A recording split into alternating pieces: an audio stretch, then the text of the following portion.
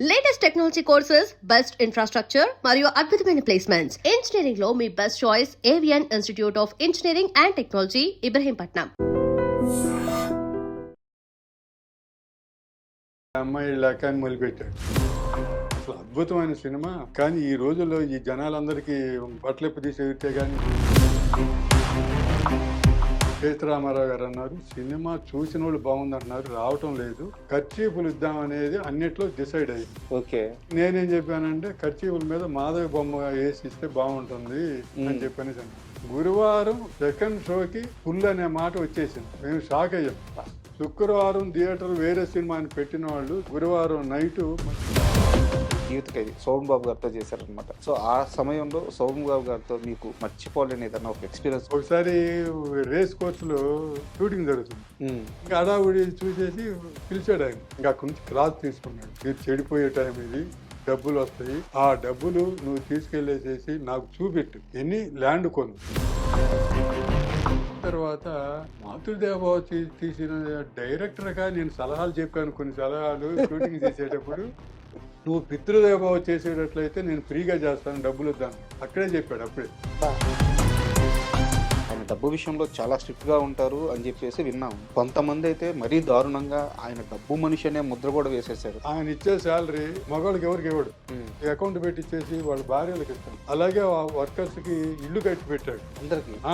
ఇల్లు అనేది ఒకటి ఉంటే ముందు భార్య పిల్లలు. ఎన్ని ఎకరాలు కొనుంటాడు సార్ ఆయన మొత్తం కెరీర్ లో? అవి ఇక ఎన్ని కోట్లు అంటే వేల కోట్లు.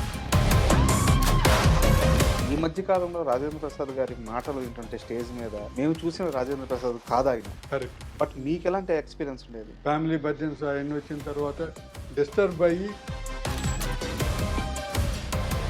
చదలవాడ శ్రీనివాసరావు గారితో కలిసి డైరెక్టర్స్ అసోసియేషన్ సంయుక్త కమిటీ ఒకటి పెట్టి ఎంతమంది దర్శకులకు ఛాన్స్ ఇవ్వాలని ఒక 30 కోట్ల రూపాయల బడ్జెట్ పక్కన తీసి పెట్టినారు. అసలు ఏం సార్ ఈ ఐడియా ఏంది? చాలా మంది టాలెంట్ ఉండి కూడా ప్రొడ్యూసర్స్ లేక అలా ఉన్నారు అని చెప్పనేసి అని ఐడియా ఎందుకు వచ్చిందో తెలియదు. మీరు డైరెక్టర్ అయ్యి ఇంత పెద్ద సక్సెస్ ఇచ్చిన తరువాత చిరంజీవి గారు మీతో ఆ సినిమా గురించి మాట్లాడిన మాటలేంటి? బాగా మెచ్చుకున్నారు చిరంజీవి గారు. అజయ్ తోటి సినిమా చేద్దామని చెప్పి అన్న మాటలు కూడా ఉన్నాయి.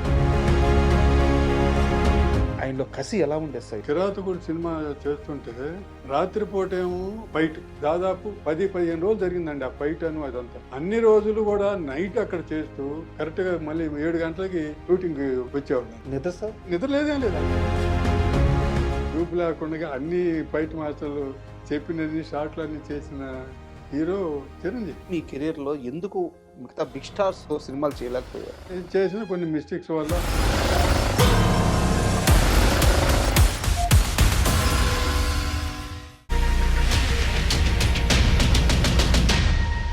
Hi, welcome to my show. Telugu cinema చరిత్రలో అజరామరమైన సినిమాల లిస్టు తీస్తే అందులో ఖచ్చితంగా ముందు వరుసలో ఉండే సినిమా మాతృదేవోభవ.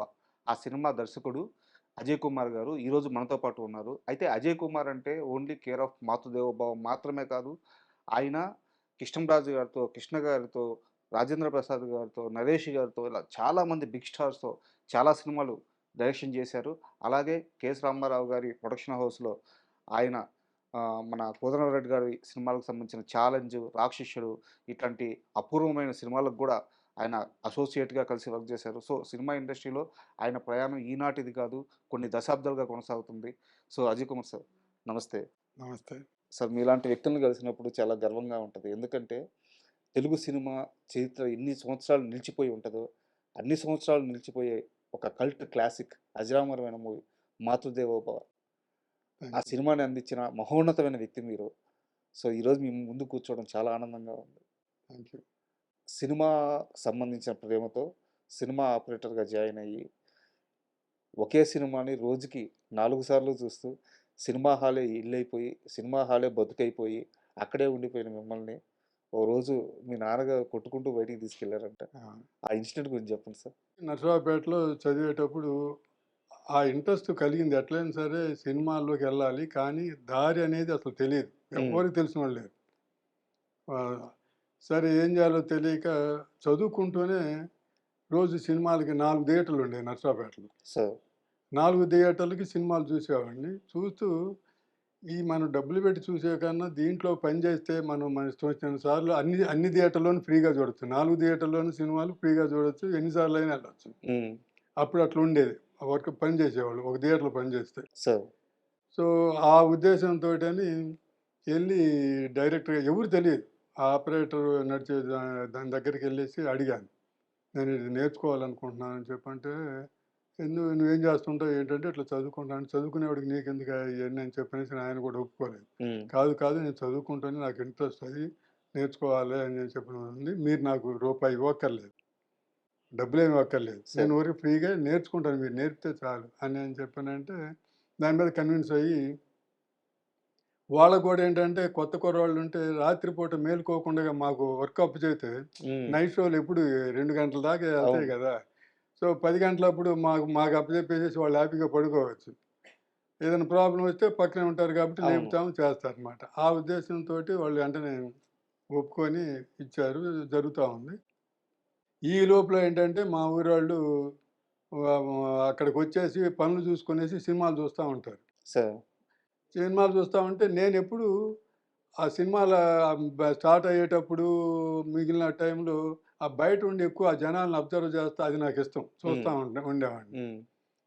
ఇంక సినిమా స్టార్ట్ అయితేనే ఇక నా పని. అవును. ఆ! సో, వదిలిపెట్టిన తర్వాత కూడా అయిపోయిన తర్వాత కూడా జనాలంతా బయటికి రావటాలు, లోపలికొచ్చేవాళ్ళు ఇట్లా ఉంటారు కాబట్టి అదొక నాకు ఇంట్రెస్ట్. అది చూస్తా ఉండేవాడిని. మా వాళ్ళు చూసారు. చూసి 1, 2 సార్లు పలకరించారు. అయిపోయింది. తర్వాత ఎళ్లి చెప్పారు ఇంటి దగ్గర. వాడు ఏదో ఒకసారి కనపడితే సినిమాకొచ్చాడనుకున్నాం. ఎప్పుడు పోయినా గూడా వాడు ఆ థియేటర్‌లో ఏ టైంలో పోయినా, రాత్రి సినిమాకి పోయినా, పొద్దున సినిమాకి పోయినా వాడు కనపడుతున్నాడు. వాడేదో చేస్తున్నాడక్కడ అని చెప్పనేసని అట్లా చెప్పారు. ఇంక వచ్చేసాడు. వచ్చేసి పటా అని చెప్పేసి తన్నేసి తీసుకొని ఎళ్ళిపోయాడు. కొట్టారా? నిజంగా కొట్టారా? కొట్టారు. ఆ! ఆ! మామూలుగా ఇప్పుడున్న జనరేషన్‌లో ఒక సినిమా, 2 సినిమాలు హిట్ కొట్టిన డైరెక్టరే ఆహ్, మీడియా ముందుకొచ్చో, వివిధ సందర్భాల్లో ఫంక్షన్స్‌లో, ఈవెంట్స్‌లో కనిపిస్తాను. కాలరెగరేసి తిరుగుతున్న రోజులివి. 'మాతృదేవోభవ' లాంటి ఒక అద్భుతమైన సినిమా జేసి, మీరు ఈ 33 సంవత్సరాలు, ఇన్నేళ్ల గ్యాప్‌లో అతి తక్కువ అసలు చాలా మందికైతే మీరే ఆ సినిమా చేశారని తెలీదు. కరెక్ట్. హ్మ్.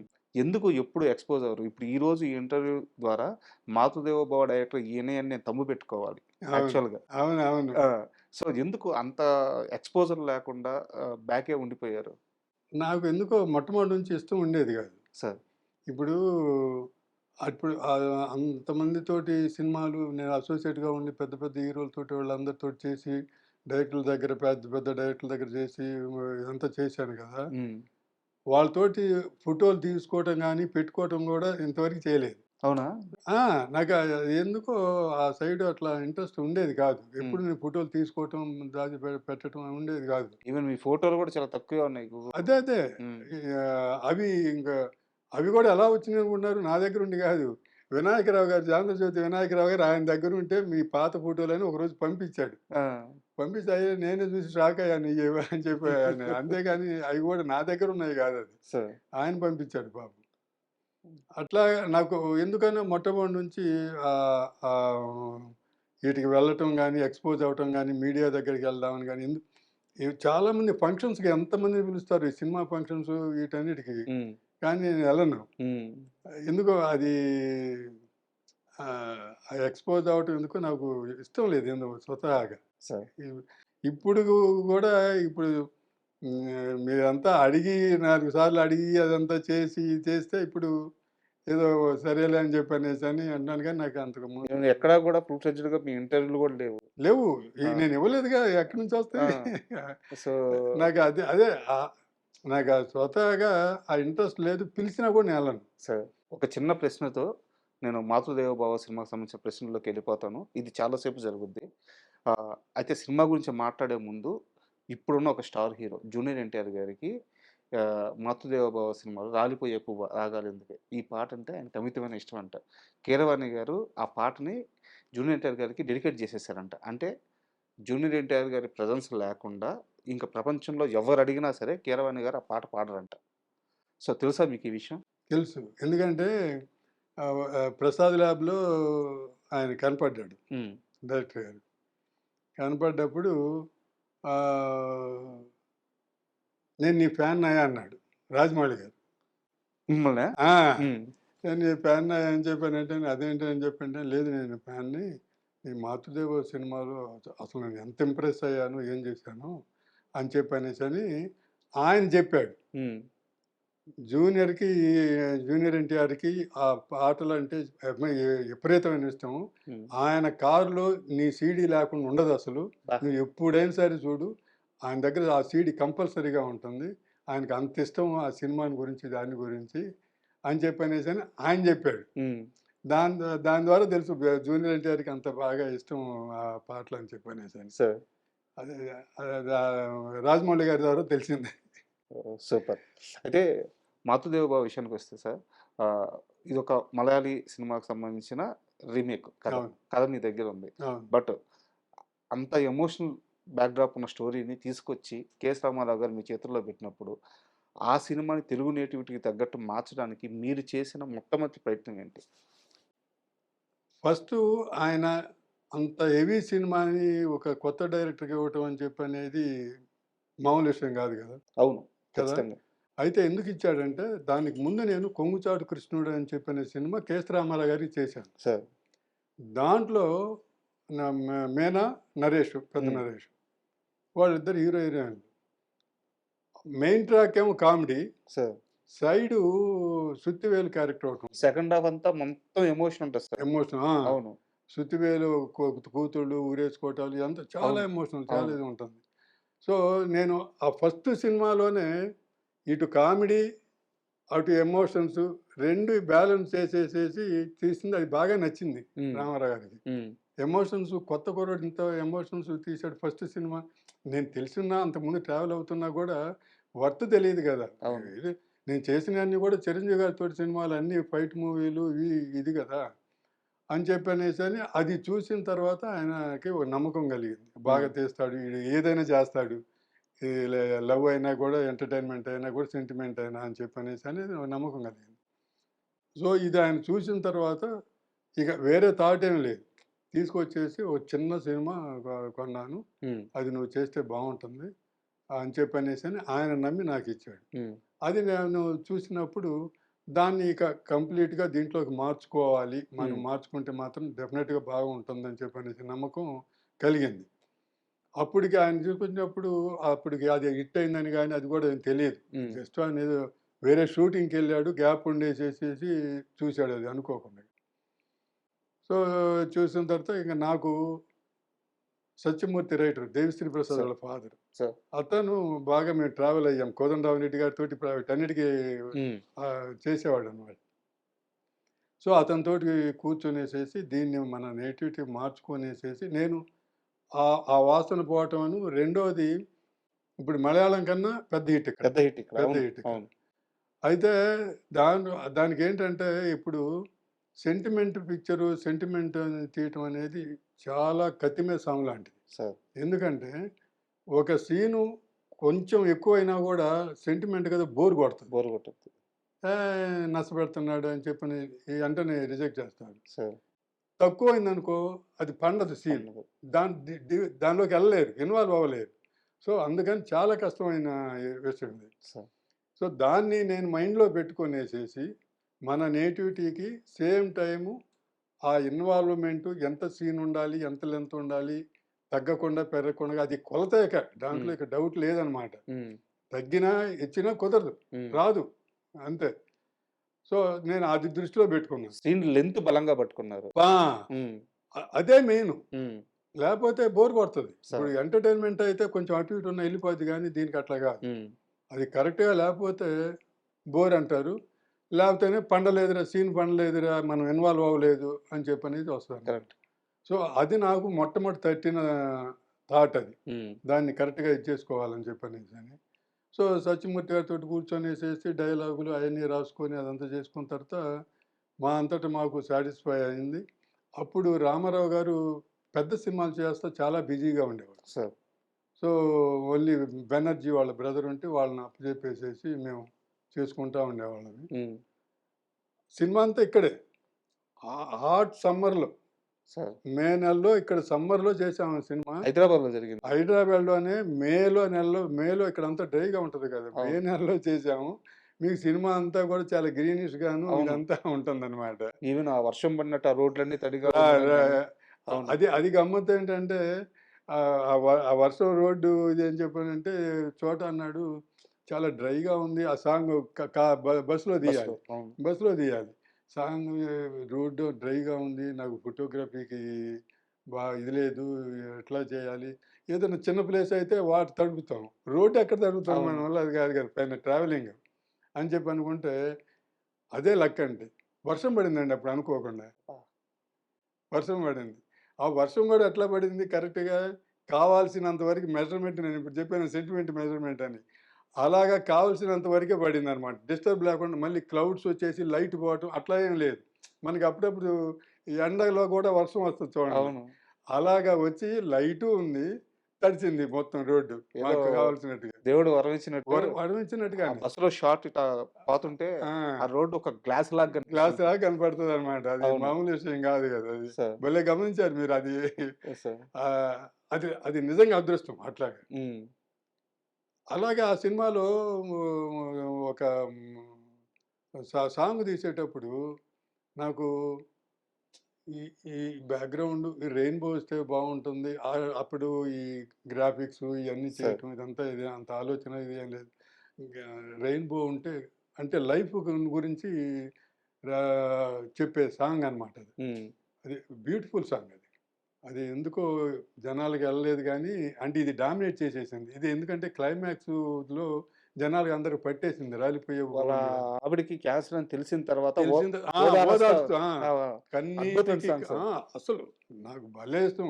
కన్నీటికి కలువలు పూసేనా, కాలానికి ఋతువులు మారేనా. అంటే నువ్వు ఏడ్చినంత మాత్రాన నీ కన్నీళ్ళు వస్తాయి గదా! హ్మ్. దానికేం కలువలు పొయ్యవు. పోయి వేస్ట్ అయిన వాటరే. అట్లాగే నువ్వు ఏడిస్తే కాలానికి ఋతువులు మారతాయా? అవును. అంతగా మ నువ్వు ఎంత ఎంత కురిసినా మేఘం తడిచినా ఆ! ఆకాశం తడిచేనా, ఆకాశం తడిసిన మబ్బులెంతగా కురిసినా ఆ! ఆకాశం తడిచేనా అవునవును. అని అసలు ఏం లిరిక్ అండి బాబు. అసలు సార్. ఎక్స్ట్రార్డినరీ సాంగ్ అన్నమాట. ఆ సాంగ్ చేసేటప్పుడు నాకు ఆ లైఫ్ 7 కలర్స్ తెలియాలని చెప్పనేసని ఆకాశంలో ఉంటే బాగుండని చెప్పనేసి అనుకుంటూ వేరే షాట్‌లో అయన్నీ చేస్తూ ఉంటే అది పెద్ద వర్షం గూడా పడలేదు. ఊరికే మబ్బులాగా అట్లా ఉండేసేసి రెయిన్‌బో వచ్చేసింది. రెయిన్‌బో వచ్చేస్తే వెంటనే నేచురల్‌గా ఉండేది అనుకున్నది అట్లా క్యాచ్ చేశాను. ఈ 2 ఇన్సిడెంట్లు నిజంగా ప్రకృతి అసలు ఎలా సహకరించిందంటే ఆ సినిమాకి అసలు గ్రేట్ అన్నమాట. అద్భుతం జరిగే ముందు ఎవరు గుర్తించరు అంటారు సార్. కానీ ఈ సినిమాని గుర్తించింది. ప్రకృతే గుర్తించింది. గుర్తించింది. డెఫినిట్‌గా గుర్తించింది. అది ఆ 2 అన్నమాట ఇన్సిడెంట్లు. ఒకటి వర్షం పడటం, ఒకటి రెయిన్‌బో రావటం అని చెప్పనన్నమాట.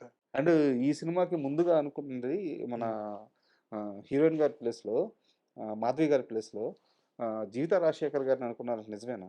అది తర్వాత లేట్‌గా అనుకున్నది. హ్మ్. దానికి ముందు జయప్రద అనుకున్నాం గానీ, జయప్రద రొటీన్ జయప్రద కాదు జయసుధ. జయసుధ గారిని హ్మ్. అనుకున్నారు. హ్మ్. హ్మ్. హ్మ్. అని చెప్పనేసని అనుకున్నాము. హ్మ్. అనుకోనేసేసి తర్వాత ఈళ్ళిద్దరిది గూడా ఉంది. భార్యాభర్తలిద్దరూ చేస్తే రాజశేఖరన్, జీవిత ఇద్దరు చేస్తే ఓకే. రియల్ పేరు రియల్‌గా దాంట్లో అతను చనిపోవటం అనేది అది ఒక క్యాచింగ్‌గా ఉంటుంది హ్మ్. అని చెప్పనేసనేదే దాంట్లో అనుకున్నాం. ఈవెన్ నాగర్ గారి క్యారెక్టర్ కూడా రాజశేఖర్ గారిని అనుకున్నారు. ఇది భార్యాభర్తలతో అని చెప్పనేసని. ఆ! ఆహ్, ఆహ్, దీనికి రియల్‌గా ఐడెంటిఫై అవుతది. భర్త చనిపోవటం ఇదంతా అని చెప్పనేసి హ్మ్. అట్లా దాంట్లో చెప్పేసి అనుకున్నాము. అనుకున్న తర్వాత జయసుధ అంటే హ్మ్. హెవీ క్యారెక్టర్ గదా! అవును. కొంచెం ఇది బావుంటుంది. జయసుధ అని చెప్పనేసి అనుకున్నాం. జయసుధ అనుకోకుండగా అది అలాంటి సిమిలర్‌గా ఉండేది 'పీసీ రెడ్డి' గారు చేశారు సినిమా. సార్. ఇది సేమ్ ఈ సబ్జెక్ట్ తోటి చాలా హ్మ్. మంది ఇది 'కాలచక్రం' అని ఆహ్, చేశాడు. ఇలాంటి సబ్జెక్ట్ అంటే ఇది మెయిను వచ్చేసి 'who will love my children' అని చెప్పనేసని English picture. Okay. 'Who will love my children' అని. హ్మ్. ఇది మలయాళం రాకముందే మన తెలుగులోనూ స్టార్ట్ అయిపోయింది. హ్మ్. హిందీలో గూడా స్టార్ట్ అయ్యి రిలీజ్ అయింది. అయితే అది దాంట్లో ఏంటి 'పీసీ రెడ్డి' గారు director. Chandramohan, Jayasudha hero, heroine. హుహు. రిలీజ్ అయితే సరే ఇక దాంట్లో సరే ఆయన ప్రొడ్యూసర్ గారు కూడా మన వీళ్ళే పరిచయం ఉంది రామారావు గారి వీళ్ళకి. మేమేమో ఇది రైట్స్ తీసుకున్నాం. హ్మ్. వాళ్ళేమంటారంటే, మా సబ్జెక్ట్ ఇది మీరు కాపీ కొట్టారు అని చెప్పనేసని పేచీ పెట్టారు. హ్మ్. తెలుగులో తెలుగే. తెలుగులో. వాళ్ళు అవ్వలేదు. సినిమా స్టార్ట్ చేశారు. హ్మ్. వాళ్ళే జయసుధను వాళ్ళని పెట్టేసి. ఏం చెప్పానంటేను, ఇదెక్కడ గొడవరా బాబు! మేమిక్కడ తీసుకొని చేసాం. మాకేం అసలు మీరు తీసేది ఎవరికి తెలుసు? వాళ్ళు మధ్యలో తీశారు. మధ్యలో ఆగిపోయింది. హ్మ్. అసలు తెలీదు గదా! అవును. కాపీ కొట్టడానికి. ఆ రోజుల్లో అసలు తెలీదు. ఈ 'జీవిత రాజశేఖర్' గారు అనుకున్నప్పుడు వాళ్ళెందుకు అప్రోచ్ అయ్యారా సార్? కాదు. అనుకోనేసేసి అంటే ఇంక జీవితం అప్పుడు ఇంక పెద్ద ఇది గాదు. ఇది క్యారెక్టర్ అంత బరువుది. ఆహ్, సినిమాలు చేసింది గానీ అంతకుముందు ఇది అని చెప్పనేసని అప్రోచ్ అవ్వల. ఊరికే మేము అప్రోచ్ అనుకోం. అవ్వలేదు. ఆ! జస్ట్ అనుకున్నారు. అంతే. అంతే. అంతే. సార్. అండ్ 'నాజర్' గారు గూడా ఆ హ్మ్. క్యారెక్టర్ చేసేటప్పుడు గూడా ఆయన పూర్తి స్థాయి విలన్‌గా చేస్తూ వస్తున్నారు. నాజర్‌ని ఎందుకు పెట్టామంటే, ఆ సినిమాలకి నేను చేసిన 'కోదండరామిరెడ్డి' గారి చేసిన సినిమాలకి అతను విలన్‌గా నేనే అన్ని సినిమాల్లో ఆటిల్లో చేసేవాడిని. సార్. నేను పనిచేసే సినిమాలే. ఆ! 'కోదండరామిరెడ్డి' గారి మీరు సినిమా కో చాలా డైరెక్టర్ ఆ! కాబట్టి. ఆ! ఆ! హ్మ్. అతను మంచి ఆర్టిస్ట్ అనేది నాకు పడింది. సార్.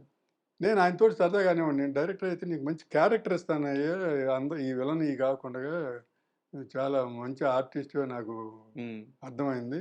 మంచి క్యారెక్టర్ ఇస్తానంటే, ఇవ్వండి సార్ అట్లన్నా ఈ విలన్ నుంచి మారతాను అది ఇది అని చెప్పనేసని ఆయనన్నాడు. నేను అయినప్పుడు సంగతి అని చెప్పనేసి అని సార్. సరదాగా అనుకున్నాం. అనుకున్న తర్వాత అప్పుడు అతను మంచి ఆర్టిస్టు అది అని చెప్పనేసి అనేది దాని మీద కొ ఎవరన్నా కొత్తగా ఉంటే ఫ్రెష్‌గా ఉంటుంది. హ్మ్. ఇతన్ని నాకు ఐడియా వచ్చింది. రామారావు గారితో చెప్పాం. బావుంటుంది మంచి ఆర్టిస్ట్. ఆయనకు కూడా తెలుసనమాట. వాడు మంచి ఆర్టిస్ట్ హ్మ్. అని. దాంతోటి ఆయన ఒప్పుకున్నారు. ఈ అమ్మాయిని పెట్టేసేసి అలా స్టార్ట్ చేసేసాం. సినిమా మొత్తం మీద చూసుకుంటే సార్ 'మాధవి' గారి యాక్టింగు అత్యద్భుతంగా ఉంటది. అవును. అంటే 'మాధవి' గారు అప్పటికి ఒక కమర్షియల్ హీరోయిన్. అవును. ఒక స్టారు. అవును. అటు మేమే ఇదిగో అది రగులుతుంది ఆ! మొగలిపోద ఆ! మీరే తీశారు. బట్ అలాంటి 'మాధవి' గారు ఒక తల్లి పాత్రలోకొచ్చి కళ్ళ ముందు బిడ్డల్ని వేరే వాళ్ళకిచ్చేయాలి. బిడ్డలెళ్ళిపోతున్నారు. ఆ తల్లి బాధ, ఆ పెయిను, ఆ ఎక్స్‌ప్రెషన్స్ అంటే నిన్న రాత్రి ఇంటర్వ్యూ కోసం సినిమా చూస్తున్నాను. హ్మ్. ఒక 25 సార్లు చూసుంటాను సినిమా. మళ్ళీ 26 గూడా ఏడ్చాను. అవును. ఇన్వాల్వ్ అయిపోతాం. ఆమె యాక్టింగ్ గురించి చెప్పండి సార్? అదే. అంటే ఇప్పుడు ఈ సామెత ఉంటుంది గదా! వాళ్ళకి అప్పటిదాకా ఆమె గ్లామర్ రోల్సే వచ్చినియి గానీ, ఆమె టాలెంట్ చూయించుకునే రోల్ రాలేదు. సో, అందుకని అది బాగా నచ్చి ఆ అమ్మాయిని చేస్తే, ఆ అమ్మాయి దానికి తగ్గట్టుగానే బాగా కష్టపడింది. సార్. బాగా కరెక్ట్‌గా ఉందా? ఇంకో కావాలంటే చేస్తాను. ఇంకోసారైనా చేస్తాను. హ్మ్. మీరు అనుకున్న ఎఫెక్ట్ వచ్చిందా? హ్మ్. అని చెప్పనేసని అట్లా అడుగుతూ, చేస్తూ తర్వాత డిస్కస్ కూడా చేసుకున్నాం. ఏమో ఈ అడాప్షన్ ఇవ్వటం అనేది ముగ్గురు పిల్లల్ని ఇవ్వటం ఒకటే ప్రాసెస్ గదా! హ్మ్. తీసుకెళ్ళటం అనేది. ఇది ఏదన్నా బోర్ కొడతదా? ఏంటి? అని చెప్పనేసి కూడా చాలా డిస్కస్ చేసి చాలా మొదలుపడ్డాం. సార్. ఆ! ఎందుకంటే ప్రాసెస్ ఒకటేగా. అవునవును. అందరిని ఇవ్వటమే గాని ఒక్కో దాంట్లో జంటొస్తది. ఒక్కో బిడ్డని తీసుకెళ్ళద్ది. తీసుకెళ్ళటం. ఆ! ప్రాసెస్ ఒకటే. హ్మ్. వెరైటీగా ఏమి చెప్పలేము అది. చెప్పే సీన్ పద్ధతి మార్చుకుందాం అని చెప్పనేసని ఇంకా దాన్నేం చేయలేము. యాక్చువల్‌గా అడాప్షన్ ఇన్ని సార్లు సినిమా చూసినా గాని నేను ఇలా అబ్జర్వ్ చేయలేదు సార్. ఇప్పుడు మీరు చెప్పిన తర్వాత అర్థమవుతుంది. ఇప్పుడు ఉదాహరణకి 'కోట' జంటొచ్చి తీసుకున్నా సరే, లేదా 'నిర్మలమ్మ' బ అవును. మనకి 'అల్లు రామలింగయ్య'. 'అల్లు రామలింగయ్య' గారి జంటొచ్చి తీసుకున్నా సరే, ఎక్కడా కూడా సీను లెంత్ ఎక్కువుండదు. అదే. అదే. చాలా షార్ప్‌గా అయిపోద్దది. అదే చెప్పేది. ఆ! అది ఎక్కడ పండాలో, సెంటిమెంట్ పండాలో అక్కడ ఉండాలి. మిగిలిన టైంలో అది షార్ప్‌గా ఎళ్ళిపోతేనే ఇదొస్తది. అంటే ఇప్పుడు మీరు చెప్పే దాని దగ్గర ఈ తల్లి కూతుళ్ళని పిల్లల్ని ఇవ్వటం అనేది ఎక్కువుంటుంది. కానీ వాళ్ళు తీసుకెళ్ళటం అనేది షార్ప్‌గా ఎళ్ళిపోద్ది. వన్స్ అవును. ఎళ్ళిన తర్వాత ఇక నస ఉండదనమాట. ఉండదు. కానీ ఇక్కడ తల్లి దగ్గర నుంచి వేరు చేయటం అనేది అది కంపల్సరీ కావాలి. అది ఇన్వాల్వ్‌మెంట్ హ్మ్. కావాలి గదా! సో, డైలాగులు ఉండవు పెద్దగా. అవును. ఓన్లీ ఇదే అనమాట. ఆ సెంటిమెంట్ దీనితోటి. అదంత ఉంటుంది. తర్వాత వన్స్ ఇదయిన తర్వాత రండి రండి త్వరగా టైం అవుతుంది. ముహూర్తం ఇది అని చెప్పనేసి గూడా అనిపించాను. అవును. నస లేకుండా డైలాగు ఎళ్ళిపోయే దానికోసం అని చెప్పనేసని. సో, ఇవన్నీ చాలా ఫ్యాక్టర్స్ ఉంటాయి. మామూలుగా మన కామన్ పర్సన్‌కి అనవసరం అది. సార్. వాళ్ళకి బావుందా? లేదా? నచ్చింది అని చెప్పనేది. బట్ బట్ తీసేవాళ్ళు జాగ్రత్తగా ఉండాలి. ఆ! తీసేవాళ్ళు కానీ ఇప్పుడు మీరు కూడా ఇప్పుడు అబ్జర్వ్ చేసేవాళ్ళు కొంతమంది ఉంటారు. అందుకని చెప్పనేసని ఇప్పుడు 'విఎన్ ఆదిత్య' గారు ఉండేసి, "సార్ అసలు ఆ సినిమాని గురించి మీతోటి మాట్లాడాలి. అసలు అది ఎలా తీశారు? ఏంటి? అని నాకు నేను ఎన్ని సార్లు చూశాను. ఒకసారి అసలు మీతోటి మాట్లాడాలి. అది ఎట్లా తీశారు అనేది" అంటే వాళ్ళు టెక్నికల్‌గా ఆలోచించి కరెక్ట్. చేసేవాళ్ళ సంగతి నేను హ్మ్. చెప్పేది. సో, అందు కామన్ పర్సన్‌కి ఆటోమేటిక్‌గా న ఇయన్నీ తెలియకపోయినా నచ్చుద్ది. సార్. నచ్చుతుంది. అది ఇంపార్టెంట్ అక్కడ. అండ్ మాధవి గారు ఆ టైంలో తీసుకునే రెమ్యునరేషన్స్ చాలా హైలో ఉండేవి. ఈ సినిమా కోసం ఎంతిచ్చినా పర్లేదు. అవును. ఆహ్, క్యారెక్టరు ఇది ఉందని చెప్పనేసని నిజంగానే ఆ అమ్మాయి అసలు రెమ్యునరేషన్ గురించి ఆలోచించలేదు. ఫెసిలిటీస్‌ని గురించి ఆలోచించలేదు. ఎందుకంటే అక్కడికి పోయి నాగార్జున వాళ్ళది ఫార్మ్ హౌస్ ఉంటే దాంట్లో పోయి ఉన్నాం. హ్మ్. ఉండి దాంట్లో మెయిన్ ఏంటంటే ఆ సినిమా అంత బాగా రావటానికి ఇంకో కారణం కూడా ఉంది. అందరిని తీసుకెళ్ళి అక్కడ పెట్టేశారు. హ్మ్. అక్కడే ఉండటం. చేయటం. ఒక మాధవ్ గారు మాత్రం సిటీలో ఉండేవాళ్ళు. నాజర్ కూడా అక్కడే ఉండేవాడు మాతోటి పాటు. హ్మ్. ఎక్కిన ఆర్టిస్టులంతా టెక్నీషియన్ అందరం అది తోట. హ్మ్. ఆ తోటలో ఉండేవాళ్ళం. సో, మూడ్ అనేది చేంజ్ లేదు. ఇప్పుడు ఈరోజు షూటింగ్ అయిపోయిన తర్వాత సాయంత్రం పూట పోయి కూర్చునేదాను, రేపు ఎలా చేద్దాం కెమెరామెన్ తోటి, రైటర్ తోటి వీళ్ళు కూర్చొని రేపు చేసే సీన్‌లు అవి డిస్కస్ చేసుకోవటం. అవి ఎలా చేద్దాం? ఏంటి? మెయిన్ మాకదే. కొంచెం మోనోటనీగా ఉంటది. ఏదో ఫ్రేమింగ్ డిఫరెంట్‌గా పెట్టుకోవటం, ఏదో చేసుకోవాలి అని చెప్పనేసి దాని మీద డిస్కస్ చేసుకుంటూ, ఆ మూడ్ డిస్టర్బ్ అవ్వకుండగా కంటిన్యూ అయింది. సార్ ఇప్పుడు అసల ఇంటర్వ్యూ మొత్తం మీద అద్భుతమైన ప్రశ్న, మెయిన్ ప్రశ్న అడుగుతున్నాను. 'మాతృదేవో భవ' సినిమా మొత్తం రెడీ అవుతుంది. Climax situation. పిల్లల్ని దత్తత ఇచ్చేసిన తర్వాత దీపావళికి తల్లి ఎళ్లి అందరిని ఒకసారి కలుసుకొని వాళ్ళతో లాస్ట్ దీపావళి చేసుకోవాలనుకుంటుంది. వేటూరి గారు ఇక్కడ పాట కావాలి. ఇంతేనా మీరిచ్చిన అవును. ఇన్‌పుట్? అవును. అసలు ఎలా జరిగింది సార్? సిట్టింగ్ ఎలా జరిగింది? ఆ పాట ఎలా రాసారాయన? అది ఏంటంటే, ఆ అమ్మాయి ఇక జీవితంలో అన్నీ తెలుసు. నేను చనిపోతానని తెలుసు.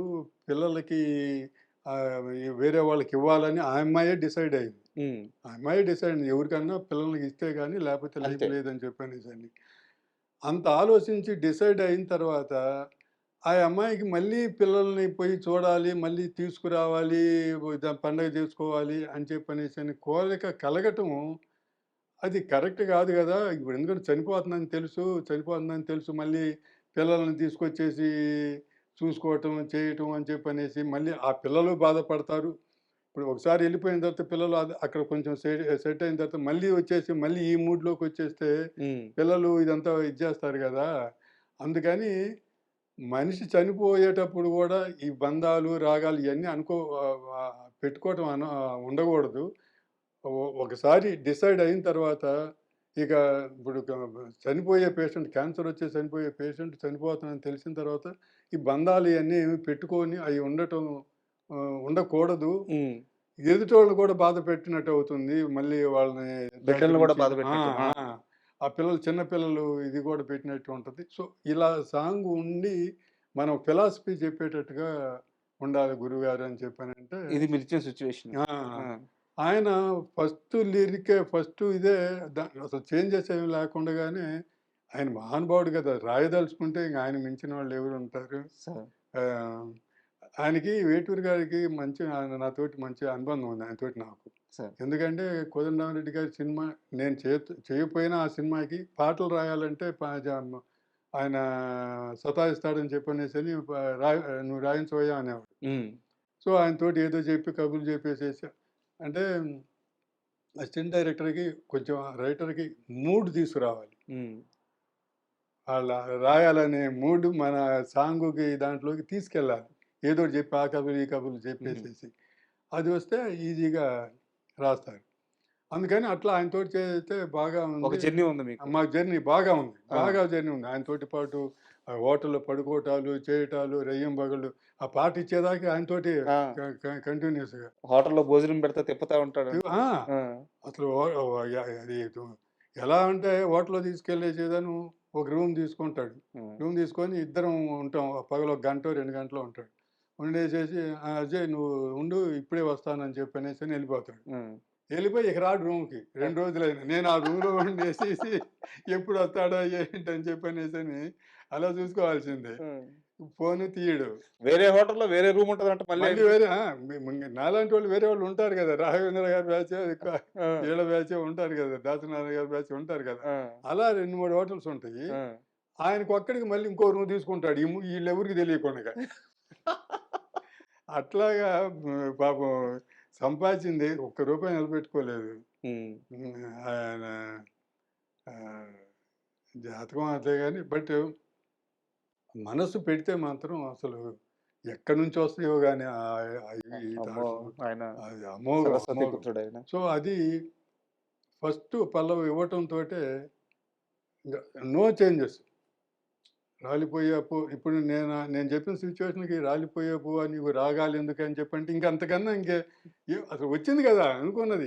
ఫస్ట్ సెంటెన్స్ లోనే వచ్చింది రాలిపోయే పువ్వా నీకు రాగాలి ఎందుకే ఇవన్నీ మళ్ళీ ప్రేమలు, వాళ్ళని చూసుకోవాలనుకోవటం, వీళ్ళని చూసుకోవాలనుకోవటం, వాళ్ళతోటి ఒక పండగ చేసుకోవాలనుకోవటం, ఇవన్నీ ఎందుకు అనుకుంటున్నావు, మళ్ళీ ఎందుకు ఊహించుకుంటున్నావు? నీకు లైఫ్ లేనప్పుడు నీకు లైఫ్ ఉంటే వాళ్ళందరితోటి ఏదో ఎంజాయ్ చేసి వాళ్ళని ఏదో భవిష్యత్తు తీసుకురావటం ఏదో అనుకోవచ్చు అని చెప్పి అనేది అంత జరిగింది. ఒక్క సెంటెన్స్లోనే ఇక ఫస్ట్ లైన్లోనే మొత్తం చెప్పిందంతా వచ్చేసింది. అవును, ఒక్క మాట, ఒక్క దీంతో. సో అందుకని ఇంకా ఆయన చేంజెస్ కూడా ఏం లేవు. ఎన్ని రోజుల్లో రాసేసారు ఆ పాట ఆయన? పల్లవి ఇమీడియట్గా ఇచ్చాడు, చరణాలు మాత్రం ఒక 2-3 రోజులు తీసుకునేసేసి. దానికి గమ్మత్తు ఏంటంటే మనం వెంటబడకుండగా నాకు మూడ్ వచ్చినప్పుడు నేను రాస్తాను, నువ్వు ఏమి నాకు అయితే నా మైండ్లో తిరుగుతూ ఉంది నీ సాంగ్, నేను ఏ సాంగులు వేసినా కూడా అని చెప్పని డిస్టర్బ్ చేయొద్దని చెప్పనేసి అన్నాడు. ఒక 2-3 రోజులు 4 రోజుల తర్వాత వచ్చేసి చరణాలు చెప్పాడు. అట్లాగే అన్ని సాంగ్స్ అట్లాగే చేశాడు. ముందు పల్లవిని ఇచ్చేసేసి తర్వాత టైం తీసుకొనేసేసి సాంగ్స్ రాశాడు. సార్ మహానుభావుడు. ఆ సినిమాకి అంత హిట్ అవ్వటానికి సుందరరామూర్తి గారు, కీరవాణి గారు ఇద్దరు కూడా బాగా హెల్ప్ సార్. బాగా సక్సెస్. ఇప్పుడు సినిమా సక్సెస్ అయినా కూడా ఆ సాంగ్స్ అనే హిట్ అవ్వకపోతే సాంగ్స్ ఎప్పుడు వెళ్తూ ఉంటాయి కదా. మీరు పాడుతా తీగ చూసారంటే అసలు వేణువై వచ్చాయని పాట లేకుండా ఉండదు. అవును. చిత్ర కూడా చెబుతుంది అనమాట, నాకు బాగా నచ్చిన పాట మంచి ఎమోషనల్ ఇది అని చెప్పి అనేసి. దాన్నే ఆ సాంగ్నే పేతాస్ లాగా చేసి వేణువై వచ్చాను పేతాస్ కాదు మామూలు సాంగ్, అది పేతాస్ సాంగ్ లాగా ఆమె చనిపోయేటప్పుడు సేమ్ సాంగే ఇది మార్చి బాణి మార్చి దీనిగా పెట్టాను. అసలు అన్నీ చెప్తున్నాయి కలిసి వచ్చి. దాంట్లో క్లైమాక్స్లో సాంగ్ ఆ అమ్మాయి పడి చనిపోద్ది కదా, చనిపోయిన తర్వాత చోటాకి షార్ట్ చెప్పాను. షార్ట్ ఏం చెప్పానంటే క్రెయిన్ పెట్టేసేసి, అప్పుడు ఇవన్నీ లేవు కదా, క్రెయిన్ పెట్టేసేసేసి ఆ అమ్మాయి చనిపోయినప్పుడు అలాగా ఆ క్రెయిన్ అలాగా పైకి వెళ్ళి టాప్కి వెళ్ళిపోయి టాప్ ఓపెన్ చేసేస్తే పైన టాప్ తీయించేస్తాను కొంత, దాంట్లో వెళ్ళిపోతే ఆ అమ్మాయి ప్రాణం అట్లా వెళ్ళిపోయింది, దీంట్లోకి వెళ్ళిపోయింది అనేది కావాలి నాకు అని చెప్పనేసి అని అనుకున్నాం. సరే అని చెప్పి అన్నాడు, ప్లాన్ చేశాడు. అప్పుడు ఇంత ఎక్విప్మెంట్ అదేం లేదు కదా, ఈ క్రెయిన్ ఇది అట్లా వెళ్ళిపోయిన తర్వాత అది పైకి టిల్ట్ అవటం లేదు, కంప్లీట్గా అవటం కుదరటం లేదు, క్రెయిన్ అని అది ఉండేది. చాలాసార్లు ట్రై చేశాడు. ట్రై చేసి నేను అది అనుకున్నాను, నాకు ఎట్లయినా సరే అది రావాలి అది అని చెప్పంటే నాకు తెలియదు నువ్వు చెయ్యి అని చెప్పి చెబుతుంటే అంతే కదండి, నువ్వు చెయ్యి, క్రెయిన్ మీద కూర్చొనేసేసి నువ్వు కెమెరా ఆపరేట్ చేసి తెలుస్తుంది అని చెప్పనేసి అన్నాడు. సరే ఇక అది ట్రై చేసాం, రాలేదు. కానీ ఊరికి అంటే సైడ్ లాగా అట్లా వెళ్ళిపోయి నేను అనుకున్నట్టు రాదు, ఒక చెట్టు లాగా ఇది ఉంటుంది గాలికి ఇదంతా ఊగుతూ అలా. చోటా వెరీ యంగ్స్టర్ కదా అప్పుడు. అవును, ఏదో ఒక సినిమా చేశాడు. మేము అతను ఏదో సీరియల్ చేస్తే దాంట్లో ఫోటోగ్రఫీ నచ్చి బాగా తీశాడు, క్లోజ్ షాట్లు అని చెప్పనేసి అని. అండ్ ఈ పాటే రాలిపోయే పువ్వా నీకు రాగాలి ఆ పాటకి జాతీయ అవార్డు వచ్చినప్పుడు సో వేటూరి గారు దాన్ని తీసుకోలేదు, తిరస్కరించారు. తెలుగు భాషకి ప్రాచీన హోదా కల్పించలేదని చెప్పేసి. అవును. సో, ఆ సమయంలో మీతో జరిగిన డిస్కషన్ ఏంటి సార్? ఎందుకంటే అది మీ సినిమా. మీరు డైరెక్టర్. అవును. ఒక సినిమాకి జాతీయ అవార్డ్ రావడం అనేది సాధారణ విషయం గాదు. అవును. కానీ ఆయన చెప్పిన రీజను తెలుగువారి అవును. ఆత్మగౌరవానికి సంబంధించి. తెలుగువారి ఆత్మగౌరవానికి. ఆ! అవును. సో, ఆ రోజు మీ ఇద్దరి మధ్య జరిగిన డిస్కషన్ ఏంటి? ఆ జాతీయ అవార్డ్‌ని వెనక్కిచ్చేటప్పుడు? అంటే నేనైతే మాత్రం తీసుకోమని గురువుగారిని బతిమిలాడాను. హ్మ్. మన సినిమాకొచ్చింది కాబట్టి అని చెప్పనేసని. ఆయన కాదులే అజయ్ వద్దులే నువ్వు సినిమా కష్టపడి చేశావు. పిక్చరైజేషన్ చేయబట్టే దీనివల్ల గూడా ఇప్పుడు 2 కలిపి ఇన్వాల్వ్ అయితేనే అంతే. అదొచ్చింది.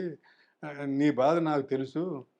కానీ నేను ఇప్పుడు నా వచ్చింది నాకే గదా! సినిమాకి గూడా గాదు గదా! నాకు పర్సనల్‌గా వచ్చింది గదా! నేను ఎంత ఆలోచించో ఈ నిర్ణయం తీసుకున్నాను చూసుకో. ఇప్పుడు నాకొక్కడి కోసం అని చెప్పని కాదు. హ్మ్. మన జాతి, మన లాంగ్వేజి, మన దీని కోసం అని చెప్పని చేసింది అబ్బా! అని చెప్పనేసని చాలా సేపు డిస్కస్ చేశాడు. హ్మ్. చేసి ఇంకా ఆయన చెప్పిన దానికి నేను గూడా కన్విన్స్ అయిపోయాను. సరే.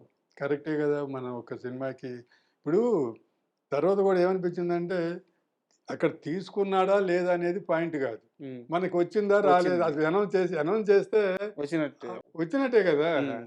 సో, ముందు అది పబ్లిసిటీ ఎళ్ళిపోతుందిలే.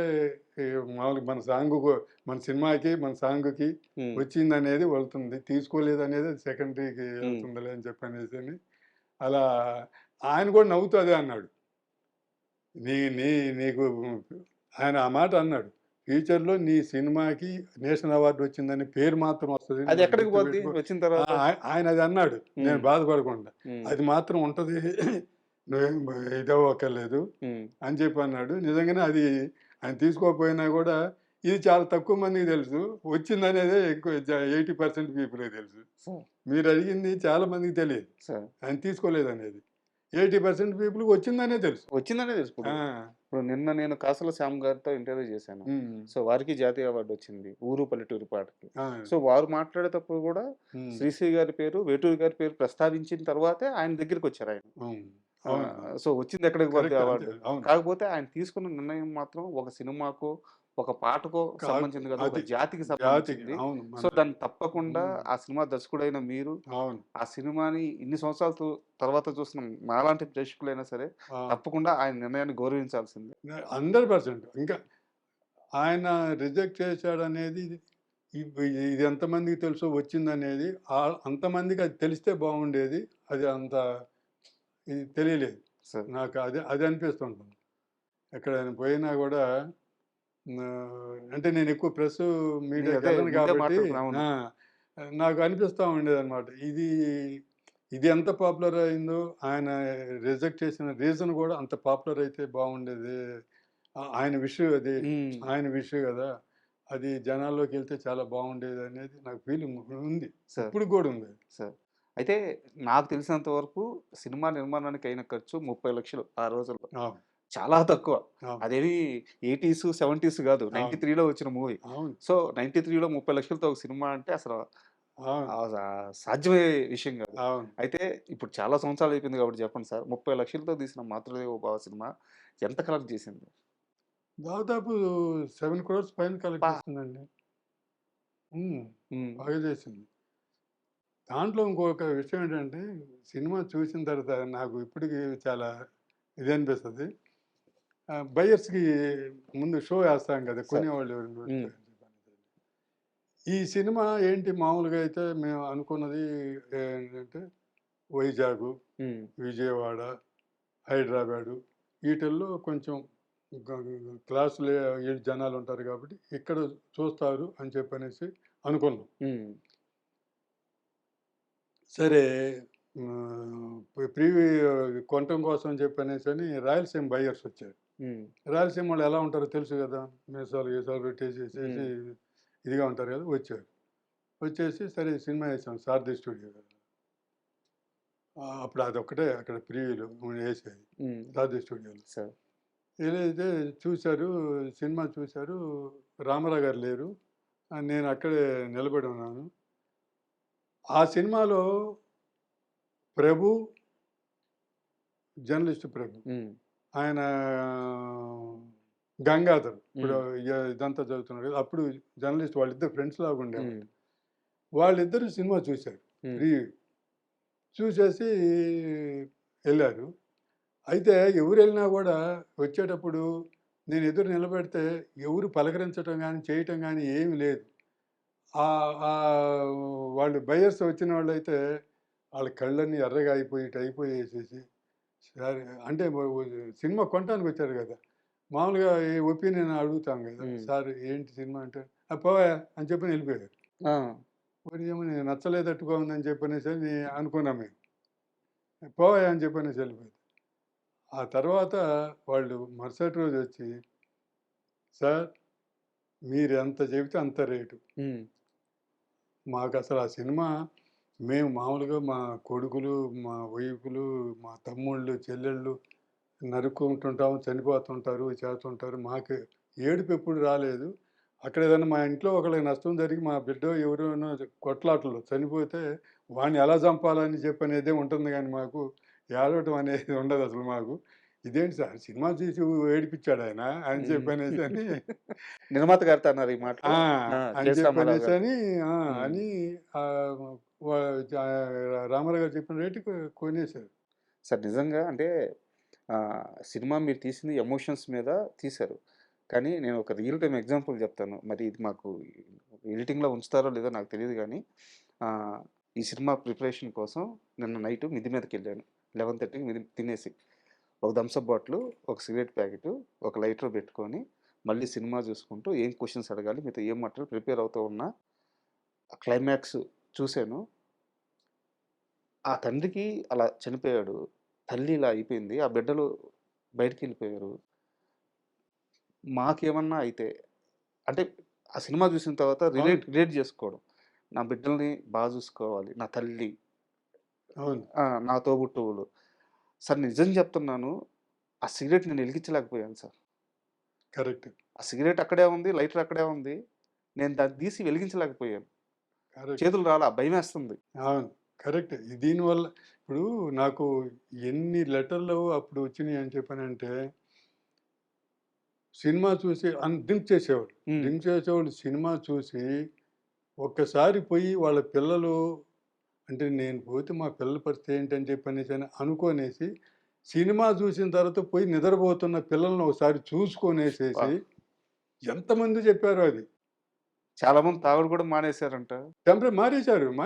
ఎన్ని లెటర్‌లొచ్చినాయని ఆ! లేడీస్ రాసారండి. హ్మ్. మా ఆయన ఈ సినిమా చూసిన తర్వాత మానేశాడు. తాగటం మానేశాడని చెప్పని. సార్. అట్లా చాలా వచ్చినియి. అసలు తర్వాత బెట్టింగులు. హ్మ్. నా దగ్గర అప్పుడు ఉండేది గానీ తర్వాత పేపర్‌లు ఇదంతా అయిపోయిన బెట్టింగులనమాట. ఈ సినిమా చూడకుండా అంటే వాళ్ళలో వాళ్ళే ఫ్రెండ్స్ బెట్టింగ్‌లు అయి పేపర్‌లో కూడా న్యూస్‌లాగా ఇచ్చారు. హ్మ్. ఈ సినిమా ఆడవకుండా ఎవరైనా వచ్చేటట్లయితే రూ. 1000 అప్పుడు రూ. 1000 అంటే మంచి చాలా పెద్ద అమౌంట్. ఆ! ఆ! రూ. 1000 మేము బెట్‌గా ఏస్తున్నాం ఇస్తామని చెప్పనేసని. హ్మ్. అలాంటియన్నీ కూడా న్యూ వీటన్నిటిలో వచ్చినాయనమాట పేపర్‌లో. దీనికి రియల్ టైమ్ ఎగ్జాంపుల్ ఒకటి చెప్తాను సార్ నేను. మాది కావలి సొంత ఊరు. అయితే రాముల వారి శ్రీరామనవమి అవును. జరగద్ది గదా! అవును. దానికి రాముల వారి ఊరేగింపు జరగద్ది. ఎనిమిదో రోజో, ఐదో రోజో ఇట్లా ఒక లెక్క ఉంటదనమాట. కళ్యాణం అయిపోయిన తర్వాత వస్తారు. ఆ రోజు రాత్రి మా గొంతుకొచ్చేలేకే, మా వీధికొచ్చేలేకే అర్ధరాత్రి 1 గంటో, 2 గంటో అవద్దనమాట. అవుతుంది. సో, అప్పటిదాకా జనాలు నిద్రపోకుండా ఆ రోజుల్లో ఏం జేసేవాళ్ళంటే వీసీడీ క్యాసెట్లుండేయి గదా! అవును. అయి బెట్టి రోడ్‌లో టీవీ బెట్టేసి, తెర అవును. బెట్టేసి సినిమాలేసేవాళ్ళు. అవును. అదే వీధిలో నాకు బాగా గుర్తు సార్. ఇక్కడ 'మాతృదేవోభవ' సినిమా యేస్తున్నారు. కొంచెం ముందు అవతల 'ముఠా మిస్టర్' సినిమా యేస్తున్నారు. ఓహ్! చిరంజీవి గారిది. అది అవును. ఆ! అంతే. ఆహ్, 2 కోదండరామిరెడ్డి గారి 'ముఠా మేస్త్రి' ఆ! మేబీ టైమింగ్ గూడా మేము పని ఒకటేలాగుంది. చేసాం. మేము పని జే కొంచెం అటు ఇటుగా. హ్మ్. ఆమెన అక్కడెవరు లేరు. 'ముఠా మిస్టర్' దగ్గర ఎవరు లేరు. అందరొచ్చి 'మాతృదేవ' దగ్గర కూర్చొని చాలా చిన్న వయసు. చూస్తే రోడ్డు మీద బోని ఏడస్తా దొర్లుతున్నారు జనాలు. ఏడున్నోడు ఒక్కడు లేడు. అదే. అండ్ మామూలుగా థియేటర్‌లో అయితే ఆ మూడొస్తది మామూలుగా కాంపాక్ట్‌గా ఉంటది కాబట్టి ఇన్వాల్వ్ అవుతారనుకోవచ్చు. ఓపెన్ ప్లేస్‌లో గూడా రోడ్‌లో గూడా ఇన్వాల్వ్ అవుతున్నారంటే అవును. ఎందుకంటే బయట డిస్టర్బ్ సౌండ్స్ అవి ఇవి ఉంటాయి గదా! అది ఇన్వాల్వ్ అవుతున్నారు. చాలా సినిమాలు గూడా మామూలు థియేటర్‌లో మేము ఇన్వాల్వ్ అయ్యి కొంచెం కళ్ళ నీళ్ళు తిరిగాయి గానీ, టీవీలో చూసేటప్పుడు తిరిగేవి కావు అని చెప్పనేసి అనేవాడు. అలాంటి వాళ్ళు కూడా టీవీలు చూసినా ఇంకా మీరు చెప్పింది అసలు ఒక రోడ్డు అవును. మీద అయితే ఈ టీవీలది లెక్కేముంది. టీవీలు చూసేవాళ్ళు కూడా అంతే. ఇన్వాల్వ్ అయిపోవటం అని చెప్పనేది ఆహ్, అప్పట్లో ఈ సినిమాకెళ్ళే ప్రేక్షకులు థియేటర్ లోపలికెళ్ళే వాళ్ళకి ఒక కర్చీఫ్ కూడా ఇచ్చేవాళ్ళంట టికెట్‌తో పాటు. అది కరెక్ట్‌గా చెప్పాలంటే అది వాళ్ళు ఏడవటానికి, తుడుచుకోవటానికి ఇచ్చారని చెప్పనేసని అనేవాళ్ళు. హ్మ్. ఫస్ట్ మేము ఏడ్చాం. ఆ! ఎందుకంటే సినిమా చూసి కాదు. రిలీజ్ అయిన తర్వాత రోజు దేవి థియేటర్ దగ్గరికెళ్ళేవాడిని. హ్మ్. ఫ్రైడే 10% జనాలు లేరు. సాటర్డే లేరు. 10% అట్లా దానికో అటు ఇటే ఉన్నారు. 10% థియేటర్ ఆల్‌మోస్ట్ ఖాళీ. కాదు మొత్తం ఖాళీయే కదా! 10% అంటే ఏముంటుంది? ఆ! సరే సండే ఎళ్ళాం. హ్మ్. సండే పికప్ అవుతదని చెప్పనేసని. ఎళ్తే ఏదో 11, 12% అంతే. హ్మ్. ఏంటి ఇంట్లా ఈ ఘోరం ఉంది అని చెప్పనేసి అనుకున్నాము. వాళ్ళు థియేటర్‌లో అడిగితే సండే రోజు చుట్టుపక్కల పాత సినిమాలేసిన థియేటర్‌లు కూడా ఫుల్ అయినాయి అన్ని. హ్మ్. పాత సినిమాలు. ఇది మాత్రం ఇట్లా ఉంది. తర్వాత మేము బయట ఉంచి ఒకాయన వస్తా ఉంటే సినిమా చూసి వస్తా ఉంటే, "ఎలా ఉందండి సినిమా" అని నేను అడిగితే, "ఈళ్ళ అమ్మ ఈళ్ళ అక్క" అని మొదలుపెట్టాడు. ఆ! ఈళ్ళని అమ్మ అని చెప్పి నేను షాక్ అయ్యాను. అనవసరంగా అడిగా ఏదని చెప్పానేసని. అని ఈళ్ళ అమ్మ ఈళ్ళ అక్క ఈ గాలి నా కొడుకులందరూ బట్టలు ఇప్ప తీసుకొని ఎగరటం అలవాటయిపోయింది చూడటము. హ్మ్. అసలు ఏం సినిమా అండి ఇది. హ్మ్. అసలు అద్భుతమైన సినిమా. కానీ ఈ రోజుల్లో ఈ జనాలందరికీ బట్టలిప్ప తీసి ఎగిరితే గాని ఇది చేద్దని చెప్పి అట్లా ఫ్రస్ట్రేషన్ తోటి అలా ఓకే. తిట్టి హ్మ్. అని అది దాని గురించి గొప్పగా చెప్పాడు. ఇలాంటి సినిమా అసలు లేదండి ఇదని చెప్పాను. హ్మ్. కరెక్ట్. హ్మ్. బట్ మీకెలాంటి ఎక్స్‌పీరియన్స్ ఉండేది? ఆ! మ మేము చేసినప్పుడు చాలా మంచిగా ఉండేవాడు. ఇదంతా ఇప్పుడు సో ఇయన్నీ రీసెంట్‌గా వాళ్ళ అమ్మాయి విషయం ఇదయ్యి కొంచెం మైండ్ డిస్టర్బ్ అయిన మనిషి. అంతకుముందు అసలేమి లేదు. సో చాలా జోవియల్‌గా, చాలా మంచిగా, చాలా బాగుండేవాడు. చేసేవాడు. ఇప్పుడొచ్చింది ఫ్యామిలీ డిస్టర్బెన్స్ తోటి హ్మ్. ఆహ్, మైండ్ డిస్టర్బ్ అయ్యి ఉన్నాడు గానీ, లేకపోతే మేము చేసేటప్పుడు ఎంత జాలీగా, ఎంత జోవియల్‌గా ఉండేవాడంటే ఆహ్, మామూలు సినిమాలప్పుడే కాకుండా బయట కూడా జోకులేసుకుంటూ ఎంతో చాలా ఇదిగా ఉండేవాడు. హ్మ్. చాలా ఫ్రెండ్లీగా ఉంటాడు. చాలా బాగుంటాడు. అది ఇగ ప్రతి మనిషిలోనూ వచ్చే కొన్ని ఫ్యామిలీ బర్డెన్స్ అయన్నీ వచ్చిన తర్వాత డిస్టర్బ్ అయ్యి వయసుతో ఈ వచ్చిన కొన్ని సమస్యలు. వయస్సుతోటి కూడా కాదు. ఫ్యామిలీ డిస్టర్బ్ అయ్యాడు. డిస్టర్బెన్స్. హ్మ్. డిస్టర్బ్ అయ్యి పిల్లల దీనితోటి బట్ స్వతహాగా అయితే ఇలా ఉండే వ్యక్తి స్వతహాగా కాదు. అబ్బే అస్సలు హ్మ్. క్వెషనే లేదు. హ్మ్. చాలా మంచిగా ఉండేవాడు. నాతోటి చేసినప్పుడు ఎంత హ్యాపీగా ఉండేది. మామూలుగా నేను అది మాతృదేవోభవ తర్వాత ఎళ్ళాను గదా! ఎళ్తే "ఏంటి నువ్వు నాతోటి సినిమా జేస్తావా?" ఆ! అని చెప్పనేసి అంటే మాతృదేవోభవ డైరెక్టర్ ఒక ఎంటర్‌టైన్‌మెంట్ హీరోతోటి చేయటం అంటే అది షాక్‌గానే ఉంటది గదా! అంతే. ఆ! అని చెప్పనేసని "అదేంటి నేను నీకు అంతకుముందు గూడా తెలుసు గదా!" అని చెప్పానంటే, "నేను ఊరికే అంటున్నానులే చెబుతున్నాను. హ్మ్. నువ్వు ఆ సినిమా తీసిన తర్వాత అసలు నాతోటి చేద్దామని చెప్పి అనుకోవటం విచిత్రంగా ఉంది నాకు." హ్మ్. అని చెప్పనేసని అంటే నేనన్నాను. అది మాతృదేవో అందరిని ఏడిపించాము. అలాగే నవ్వించాలని గూడా నా ఉద్దేశ్యం. అప్పుడే డైరెక్టర్ ఫుల్ ఫ్లెడ్జ్డ్‌గా అన్నీ చేస్తాడనేది అనిపించుకోవాలనేది హ్మ్. నా ఉద్దేశ్యం. అందుకని అది సెంటిమెంట్ సైడ్ అట్లా ఎళ్ళిపోయింది. ఇది ఫ్యామిలీ డ్రామాను కమర్షియల్‌గా సోమరావు తోటి చేసేసి ఇద్దరు భార్యలు గాదు. భార్యను ఒక లవరు మధ్య హ్మ్. డ్రామా చేసి ఒక డ్రామా మంచి డ్రామా సినిమా హీరోలతోటి చేశాను. అది ఒక వర్షన్ అయిపోయింది. సో, ఎంటర్‌టైన్‌మెంట్ గూడా చేస్తే నేను ప్రూవ్ చేసుకుందామని ఇదని చెప్పి అని చెప్పాను. అనుకున్నట్టుగానే 'వద్దు బావ తప్పు'కి రేలంగి గారి అవార్డొచ్చింది. హ్మ్. సో, నేను అట్లా ఎంటర్‌టైన్‌మెంటు, ఇలా సెంటిమెంటు, అలా ఫ్యామిలీ డ్రామా 3 వర్షన్‌లు చేసి ప్రూవ్ చేసుకున్నాను. అండ్ మీ సినీ ప్రయాణం గురించి ఈ ఇంటర్వ్యూలో ఇది నా లాస్ట్ ప్రశ్న. మీరు అసిస్టెంట్‌గా చేసిన, అసోసియేట్‌గా చేసిన, కో డైరెక్టర్‌గా చేసిన అందరి దగ్గర మంచి పేరు తెచ్చుకున్నారు. అవును. 'మాతృదేవోభవ' గాని, తర్వాత 'జీవిత ఖైదీ' గాని, 'వద్దు బావ తప్పు' గాని, ఇలా మీరు తీసిన చాలా సినిమాలు 'అల్లరోడు' గాని, 'అల్లరోడు' అన్నీ మంచి సినిమాలు. అవును. కానీ మిగతా మీ కెరియర్‌లో ఎందుకు మిగతా బిగ్ స్టార్స్‌తో సినిమాలు చేయలేకపోయారు? అదే. అంటే నేను వెళ్ళటం అని చెప్పనేది కొంత నేను మిస్టేక్ చేశానది. అంటే మీ అప్రోచ్‌లో లోపం ఉందా? అది కరెక్ట్. ఎందుకంటే మీ నా పనిలో అప్రోచ్ లోపం లేదు. లేదు. మీ లేదు. పని మీ పని కళ్ళ ముందు కనిపిస్తుంది. అవును. అద్భుతమైన కనబడుతుంది. వర్క్ కనిపిస్తుంది. అందరూ అంటారు గూడా ఇదే మాట మామూలుగా. నీవు కొన్న పేరుకి నువ్వు చేసిన సినిమాలకి ఈ ఎక్కడో ఉండాలి గదా! అసలు అని చెప్పనేసని మీరడిగినట్టుగానే చాలామంది అడుగుతారు. సార్. అంత గుర్తింపు రాలేదే అని చెప్పనేదంటే, నేను చేసిన కొన్ని మిస్టేక్స్ వల్ల ఆ టర్న్ తీసుకోవటం అని ఉంటది. ప్రతి లైఫ్‌లో నాకు కూడా ఒక టర్న్ వచ్చింది. మంచి టర్ను. హ్మ్. దాన్ని నేను రైట్ టైమ్‌లో ఉపయోగించుకోలేకపోయాను. సార్. సో, అంటే అయితే అలా చేసుకున్నాను. అలా ఇదవ్వలేదనే రిగ్రెట్ మాత్రం లేదు నాకు. హ్మ్.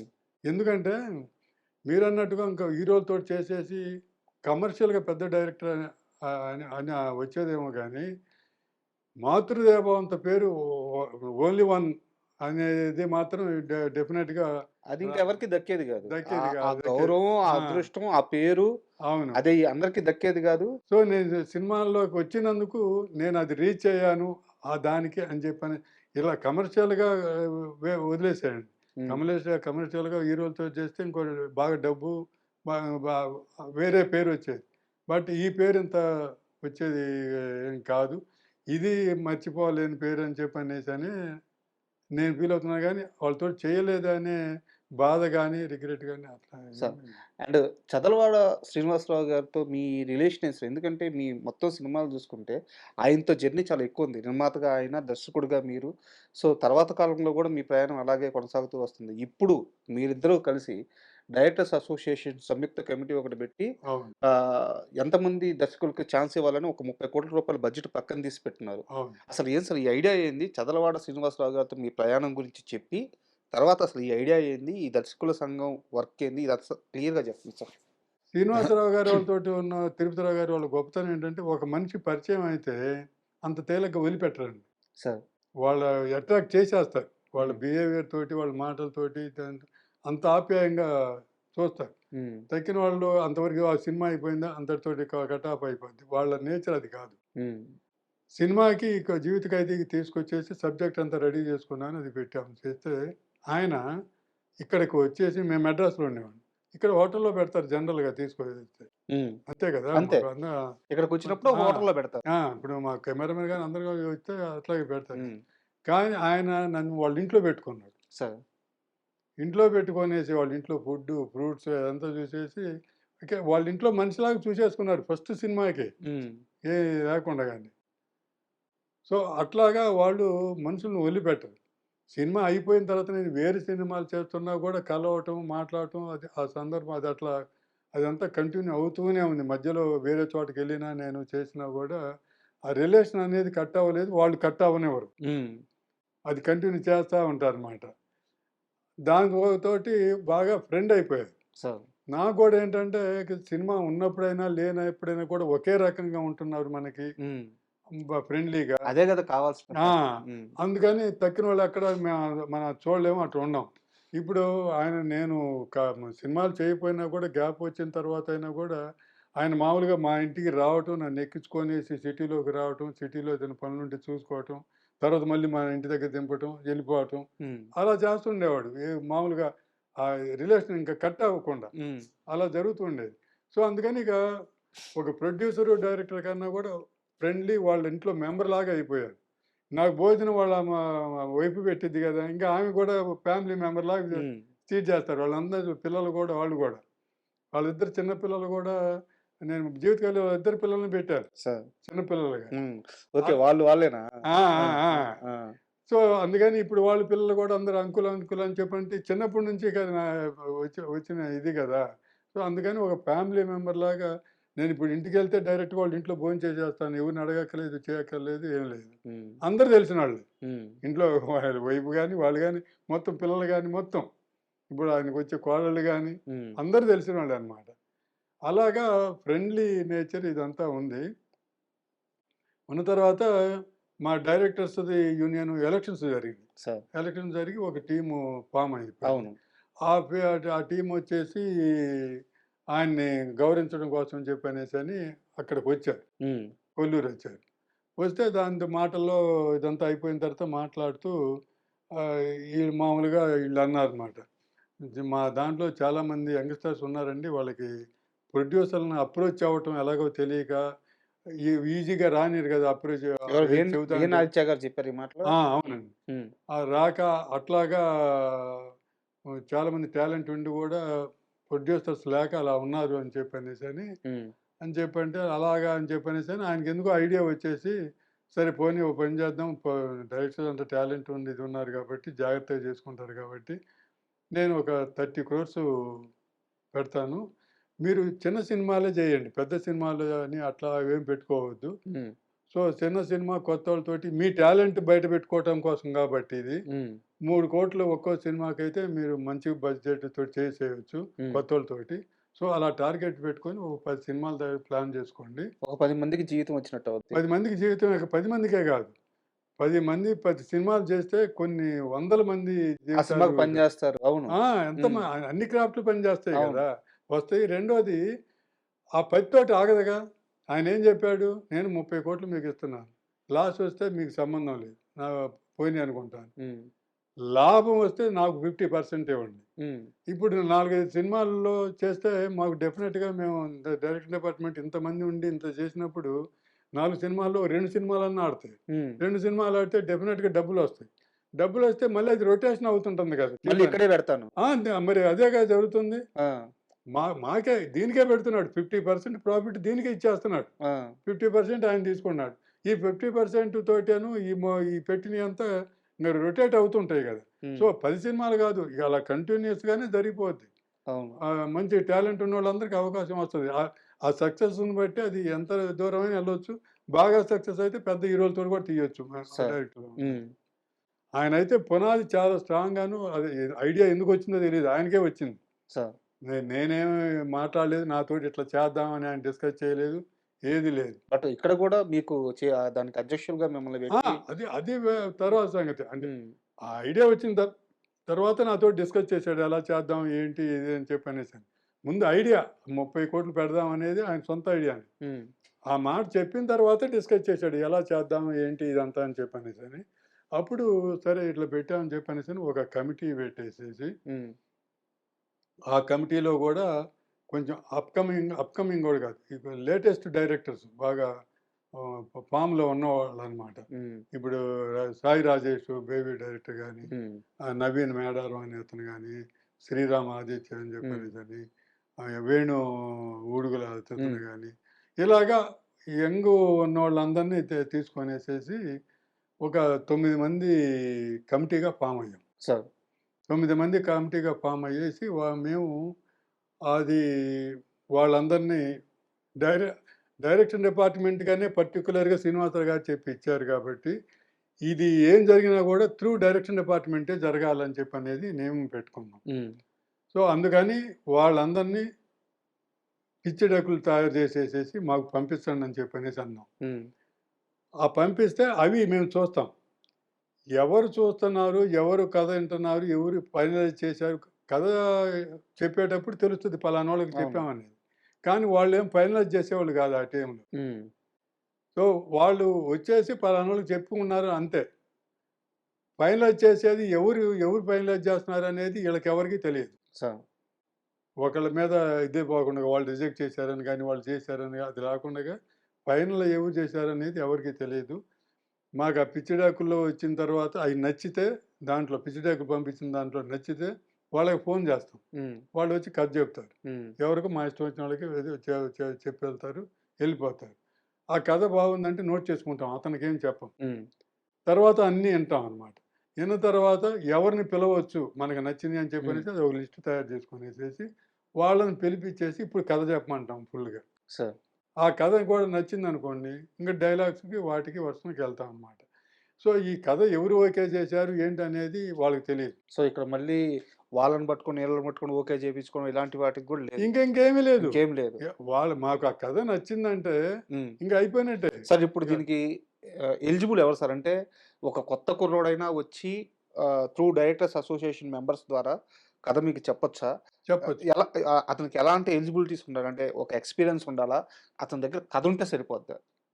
కథుంటే చాలు. హ్మ్. మాకు ఎక్స్‌పీరియన్స్ అక్కర్లేదు, ఏది అక్కర్లేదు. ఎక్స్‌పీరియన్స్ కొత్త కుర్రోడి దగ్గర నుంచి బాగా సినిమాలు చేసిన ఎక్స్పీరియన్స్ ఉన్నోళ్ళైనా కూడా అంటే డైరెక్టర్స్ ఆల్రెడీ చేసి ఖాళీగా హ్మ్. ఉంటారు కదా! హ్మ్. వాళ్ళ దగ్గర ఏదో ఉంటుంది చెప్దామని చెప్పంటే చెప్పలేక, హ్మ్. చేయలేక, ఎళ్ళలేక సోర్సెస్ అవును. ఎందుకంటే అంతకుముందు డైరెక్షన్ చేసిన వాళ్ళు ఇప్పుడు పోయి ఏం చెబుతాము అని హ్మ్. చెప్పని ఇట్లా ఇలాంటివి ఉన్నోళ్ళందరి దగ్గర నుంచి కొత్తగా వచ్చేవాళ్ళు అసలు ఏ సంబంధం లేకుండా ఇప్పుడు సాఫ్ట్‌వేర్ నుంచి వచ్చేస్తున్నారు అవును. చాలామంది కథలు అవును. అనుకోని వచ్చేస్తున్నారు. అద్భుతమైన కథలు ఆ! తీసుకొస్తున్నారు. తీసుకొస్తున్నారు కదా! వాళ్ళొచ్చి డైరెక్ట్‌గా డిపార్ట్‌మెంట్‌లో 5,000 కడితే మాకు అప్లై చేసుకోవడానికి ఎలిజిబిలిటీ ఇస్తారు. వాళ్ళకి మెంబర్‌షిప్ వచ్చినట్టు ఉంటది. ఆ! డైరెక్టర్స్ అసోసియేషన్‌లో. మెంబర్‌షిప్ అంటే అది డైరెక్టర్స్ అసోసియేషన్ కాదు. ఓన్లీ ఈ కథలు చెప్పడం వరకు హ్మ్. 5,000 హ్మ్. మిగిలినది అది 20,000 అసోసియేట్‌కైతే, 40,000 కో డైరెక్టర్‌కైతే 1,50,000 అదేమో అది ఉంటుంది. వేరే కథ. అది అది ఆ! ఆ! అది కావాలంటే తీసుకోవచ్చు డబ్బులుంటే. ఆ! అప్పుడు పర్మనెంట్ అయిపోతాడు ఆ! దాంట్లో. అలా వద్దు మనం ఊరికే దీనికి టెస్ట్ చేసుకుందాం, మన కథ తీసుకుంటే అప్పుడు చూద్దాంలే అనుకునేవాళ్ళు ఉంటారు కదా! హ్మ్. అలాంటోళ్ళు 5,000 కడితే హ్మ్. దాంట్లో మీకు మెంబర్‌షిప్ ఇస్తారు.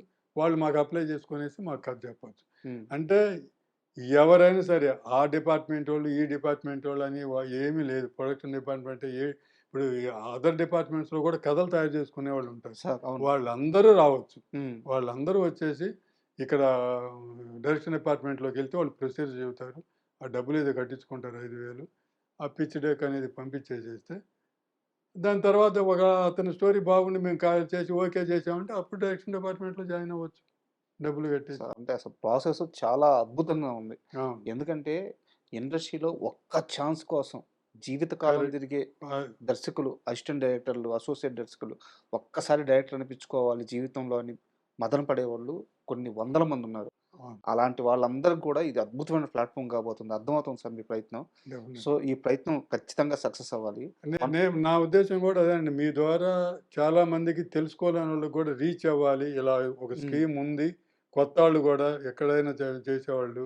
వాళ్ళందరూ ఉపయోగించుకోవాలని మీ ద్వారా కూడా నేను విన్నపం సో, చేస్తున్నాను. ఇక్కడ ఏం పెద్ద కాంప్లెక్సిటీ కూడా ఏం లేదు. ఏమి లేదు. మంచి కథ ఉంటే రండి 3,00,00,000 బడ్జెట్ ఇస్తాం సినిమా అంతే. తీసుకోండి. అంతే. నీ నీ దగ్గర ఉన్న కథని పిచ్చి డెక్ తయారు చేసేసి మాకు పంపించటమే. నువ్వు మా దగ్గర కూడా రాక్కర్లా. హ్మ్. ఫస్ట్ రాక్కర్లేదు.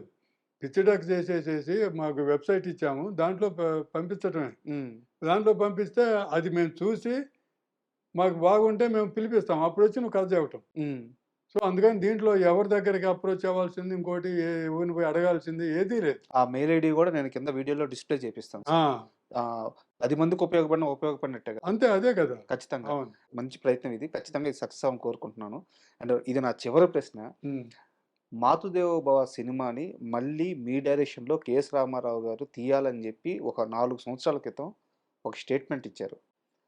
ఆహ్, కుదిరితే 'నయనతార' గారిని హీరోయిన్‌గా బెట్టి సేమ్ కథతో మళ్ళీ 'మాతృదేవో భవ' తీస్తాను అని జెప్పి ఒక స్టేట్మెంట్ ఇచ్చారు. ఎందుకది కార్యరూపం దాల్చలేదు? అది సేమ్ కథ గాదు.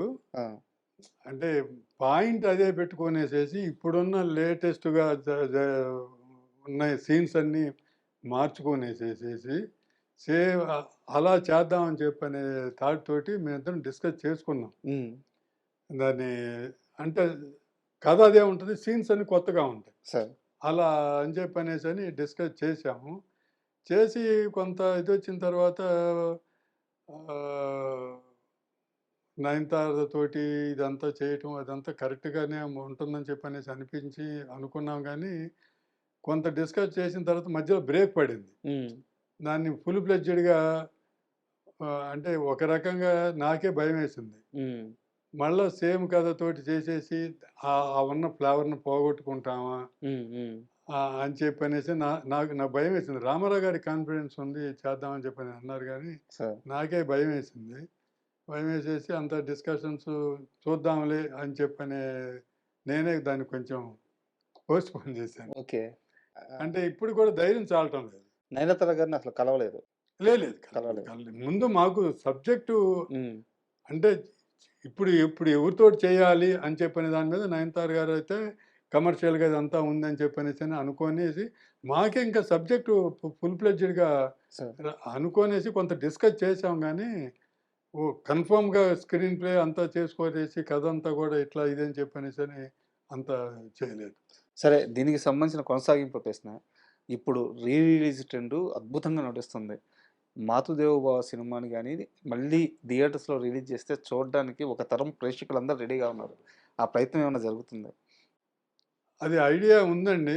రిలీజ్ చేద్దామని చెప్పనేసి అనుకున్నాము. తర్వాత మాకు డిస్కషన్‌లో ఏంటంటే, ఆ సినిమాని ఇప్పుడు థియేటర్‌కి ఎవరొస్తారు? యూత్ వస్తారు. సార్. ఈ సినిమాకి మన సినిమాకి యూత్ వస్తారా ఫస్ట్ థియేటర్‌కి? హ్మ్.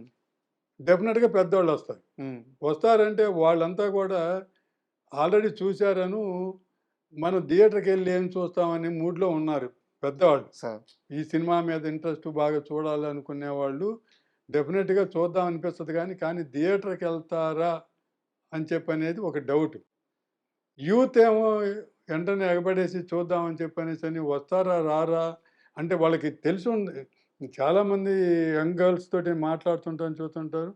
అందరూ ఈ సినిమా పేరు వినటం గానీ, చూడటం గానీ జరిగుంటుంది. హ్మ్. ఎందుకంటే మా అమ్మాళ్ళు చెబుతారండి మేము ఏడ్చామని చెప్పనేసని అట్లా అనేవాళ్ళున్నారు. మేము కూడా చూసామండి మా టీవీలో చూయించారు అని చెప్పనేసేవాళ్ళున్నారు. అట్లా ఉన్నారు.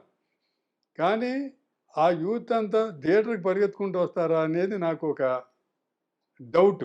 సార్ యాక్చువల్‌గా వేరే ఎమోషన్ ఉన్న సినిమా మీద ఒక డౌట్ ఉండొచ్చేమో గానీ, ఇది అమ్మ ఎమోషన్ సార్.